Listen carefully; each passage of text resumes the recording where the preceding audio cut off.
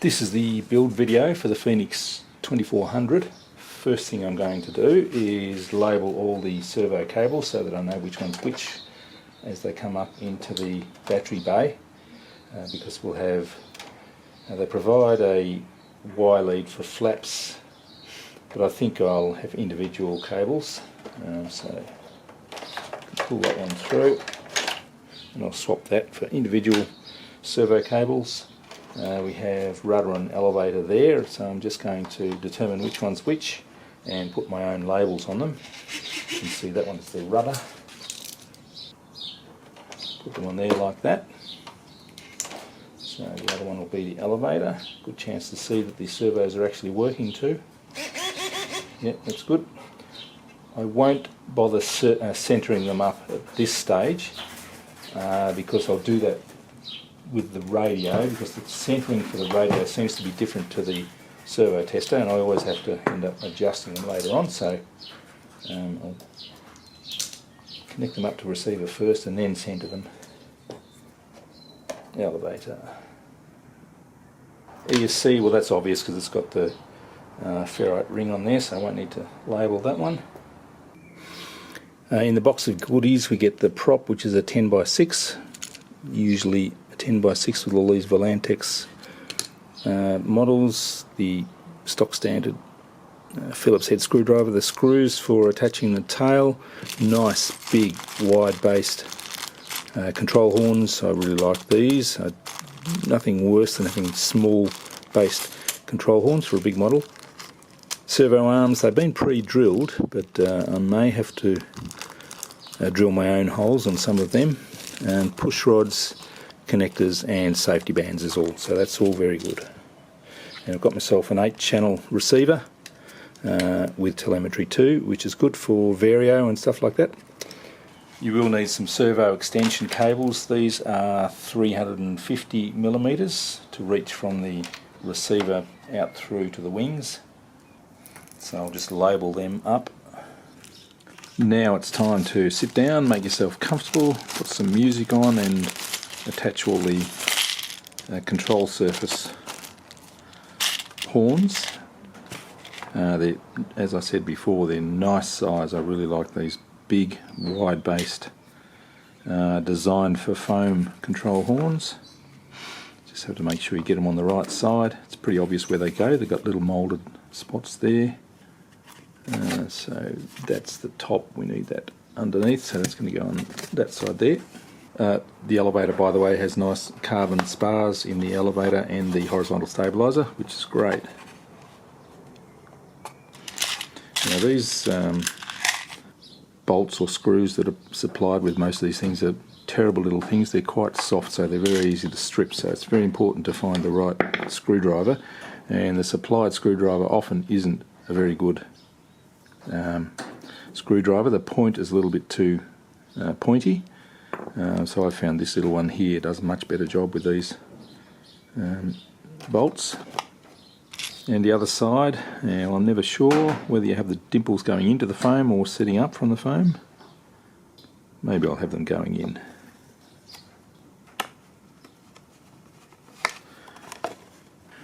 And of course you don't want to screw them down too tight so that you just crush the foam, but they do want them fairly firm, and you want 2 or 4. You can get by with 2 screws without any problems at all.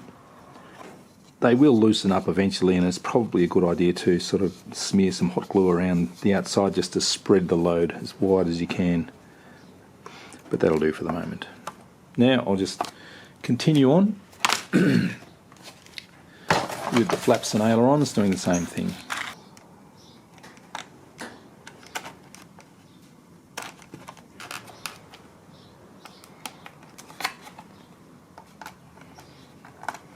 Now it turns out they've only supplied enough screws for 2 in each control horn, except for the flaps maybe, where you can put 4 in. So that's sort of decision made for us. Flaps are the only ones that are getting 4 screws. Just thinking about the range of motion of the control surfaces, these are the flaps, and I'm going to want the flaps to go as far down as possible, and maybe just up a tiny bit is all I would want. So that's the range of motion we're going for. So we'll set up the connection points for the push rod and the servo arm, so we get that range of motion. The ailerons probably only need 15-20 millimeters up and down, so we'll set it up for that. Alright, so now I'm going to put it all together, and before I put the servo arms on, so that I can get them in exactly the right position while it's connected to the radio.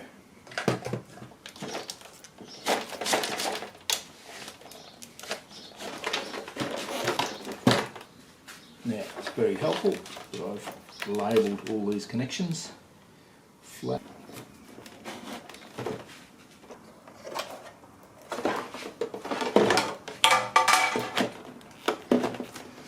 Make sure that clip engages, that's good.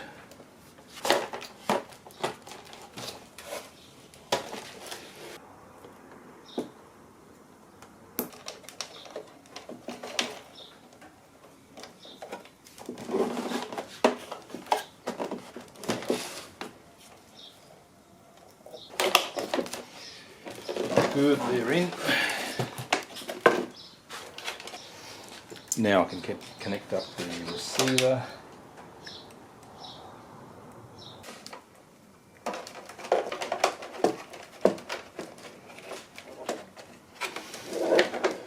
Alright, so now we can connect him up.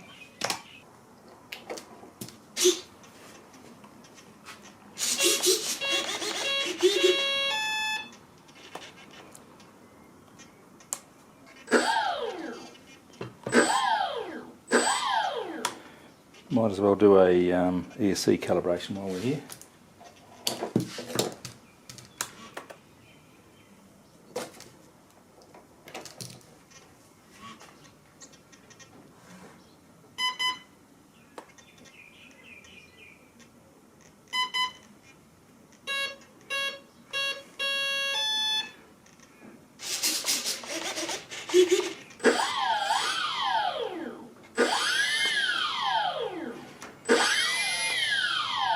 And I'll set the ESC brake as well.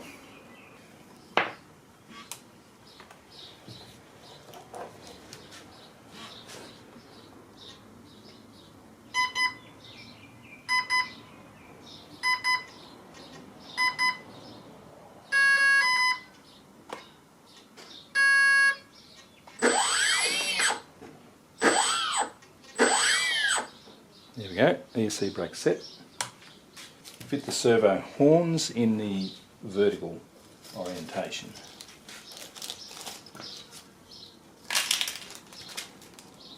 They all seem to have a bigger hole drilled, third hole down, which might be okay for rudder, elevator and ailerons, but for the flaps I'm pretty sure I'm going to want to drill a hole right out towards the end. Making sure I use a drill the same size as that, or at least I heat that and then poke it through. Decided to use a drill. And this is so that I get maximum throw for the flaps. To get maximum throws for the flaps, need to set it up in the neutral position with the flaps sort of halfway down, and you can see that that push rod is going to be too long. So what I usually do is clip off the Z bend and make another little Z bend, so I'll do that right now.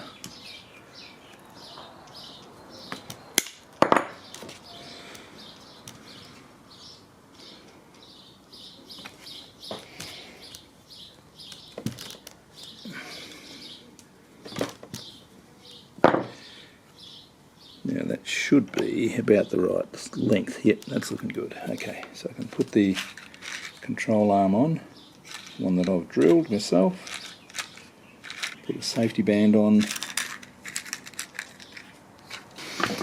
and you have to make sure you don't lose these little screws because they're hard to find.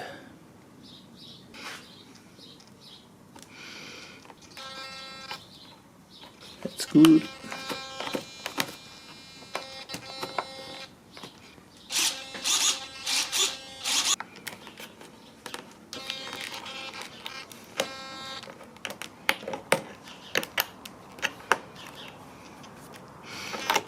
Maybe shorten that.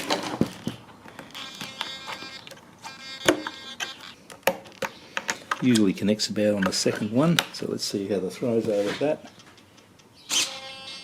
Level to full down, that's pretty good.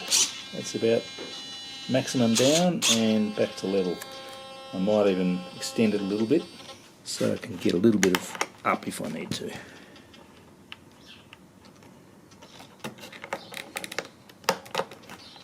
There we go, a little bit of up,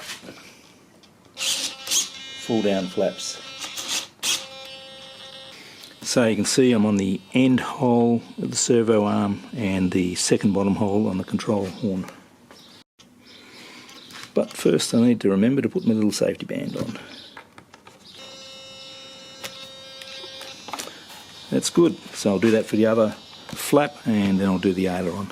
Now the ailerons don't quite need that much range of motion, maybe 20mm up and down, so probably that second hole there. Just vertically I could put it tilting forward a little bit to introduce a bit of mechanical differential, but I'll just do it vertical to start off with. There we go.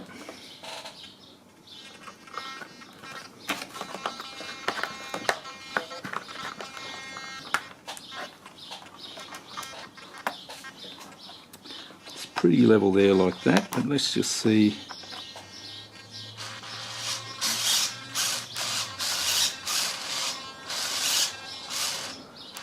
Could use a bit more motion than that, I think. Let's go to the second hole.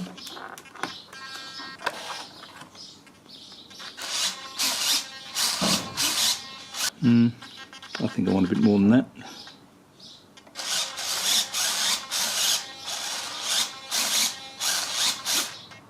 Alright, I'll drill out the outside hole. On the outside hole now, try outside and second.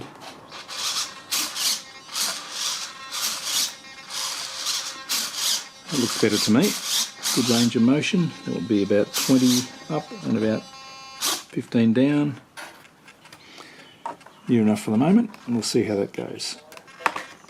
Something else to check, make sure your servos are securely glued in as well. Sometimes they can be a little bit loose and fall out, so check that on all your servos.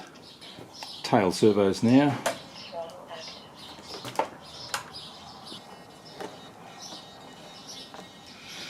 You can choose whether these servo arms go up or down. I'm putting these up so they don't sort of snag on grass and stuff on the ground.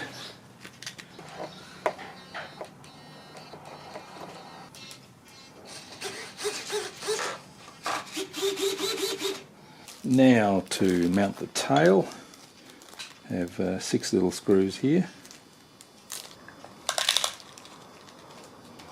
2 underneath there,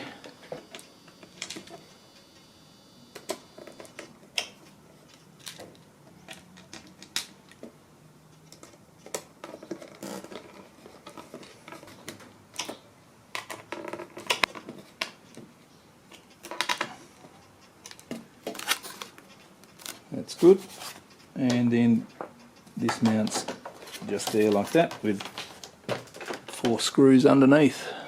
A bit tricky to get them in.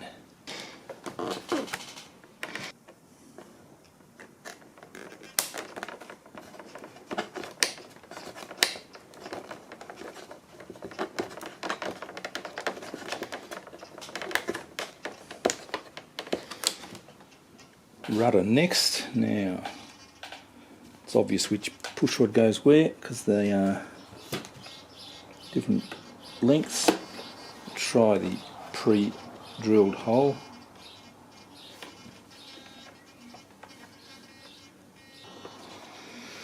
How's that?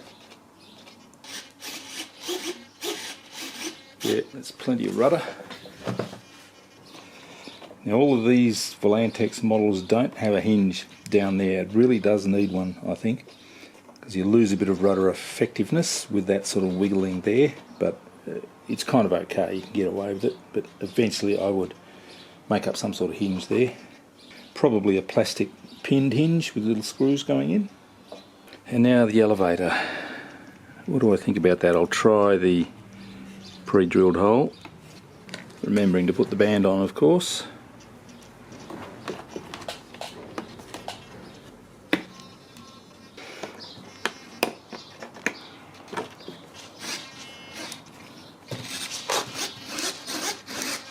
I think I'd go for a bit more throw than that, so I'll go to the outer hole. And these are just impressions. I'm not sort of going on any strict numbers or anything like that. Just look what kind of looks right, really. That looks about right to me. That'll do me. I'll lock that in. And finally the prop.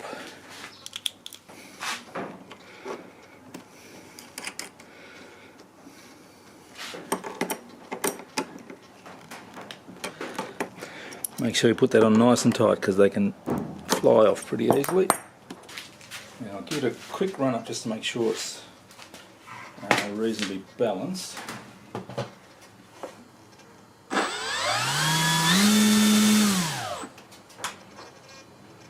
That's beautifully smooth. I'm not going to touch that. That is the smoothest prop I've ever felt, I think.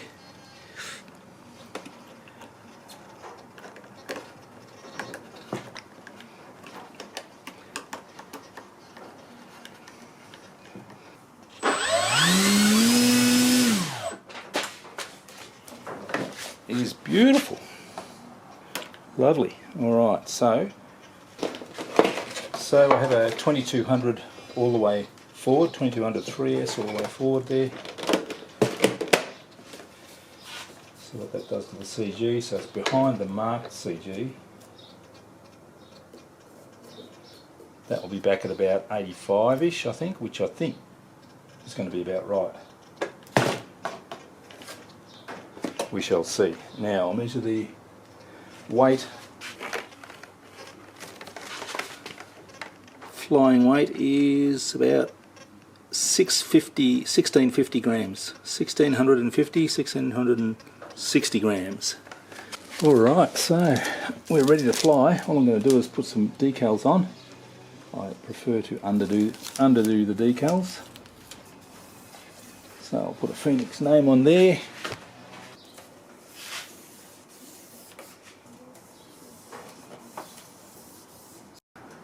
So there it is, all finished, ready to fly. Stay tuned for the next video when we'll have the maiden and hopefully some slope soaring too. Awesome looking plane. Phoenix 2400 from Volantex and Banggood. Thanks for watching.